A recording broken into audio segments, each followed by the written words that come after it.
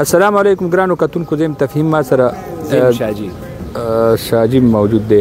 مونږ قاضي حسین احمد میډیکل کمپلیکس هسپتال کې ولاړ یو. زه به دا وایم دې ټایم کې خیبر پښتونخوا کې د یو نوي جنګ آغاز د دماکه ګڼم. کوړه خاټک دارالعلوم حقانیه کوړه خاټک جامع مسجد کې مسجد مولانا عبدالحق د هغې کې دماکه وشوه. مونږ دلته د امن جرګې په انتظاماتو کې موجود وو.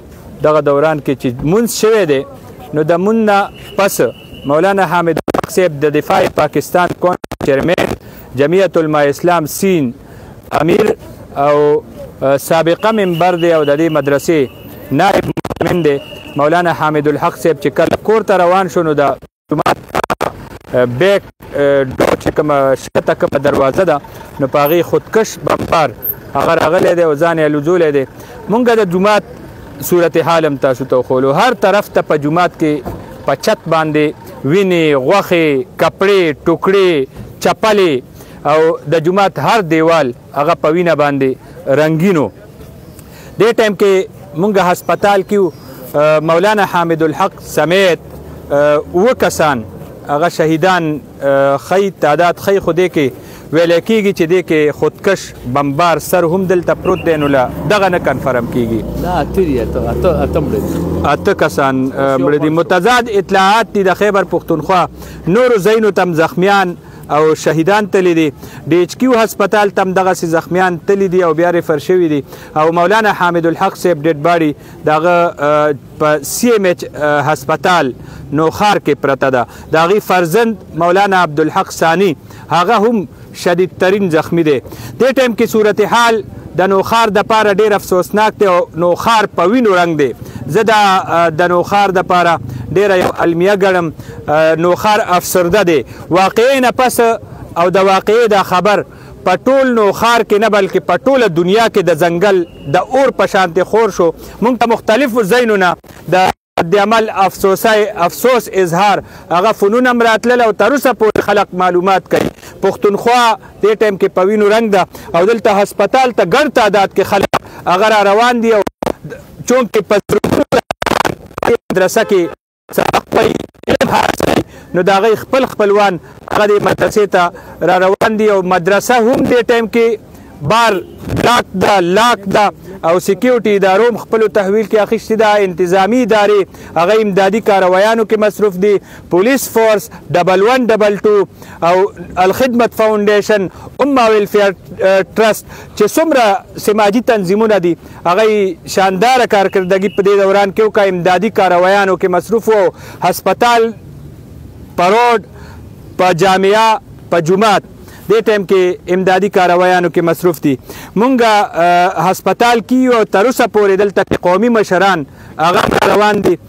مختلف سیاسي سماجي مشران هغه زخمیانو تپوس لره روان دي او د واقعي باندې وفد هغه هم دلته کې حاضري وکړه.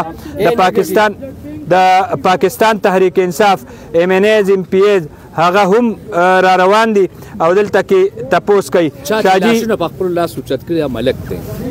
ما سره د نوخار چې کوم غمخوار دی او موږ ته همیشه په هسپتال کې زخمی سره لاش سره او درد واقعاتو کې هغه ملک ولایت ښکاري او مونږ یې ګورو. نو نن هم دی موجودو په هسپتال کې امدادي کارویانو کې. دی نه به تپوس کوو چې څه دې ولیدل؟